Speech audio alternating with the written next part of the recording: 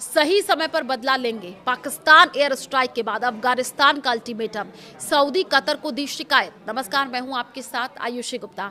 अफगानिस्तान में पाकिस्तान की ताजा एयर स्ट्राइक के बाद हालात तेजी से बिगड़ते हुए दिख रहे हैं। अफगान तालिबान के करीबी सूत्रों ने कहा है कि पाकिस्तान ने अफगान हवाई क्षेत्र का उल्लंघन किया और इसका जवाब दिया जाएगा।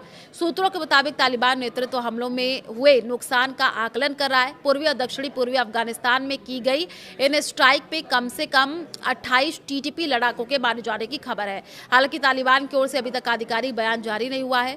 पाकिस्तान के हमले का जवाब देगा तालिबान। देखिए, एक वरिष्ठ सूत्र ने कहा कि पाकिस्तान ने हमारी संप्रभुता का उल्लंघन किया है, हमें जवाब देने का अधिकार है।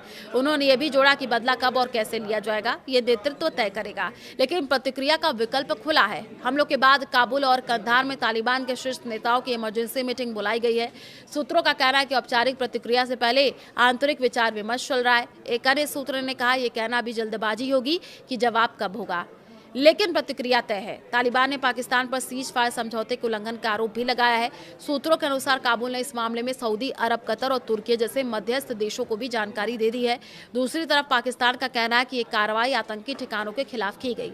पाकिस्तानी सुरक्षा सूत्रों के अनुसार पख्तिया और साथ ही साथ नंगरहार और खोस्त प्रांतों में सटीक हमले कर टीटीपी के कैंपों को निशाना बनाया गया है।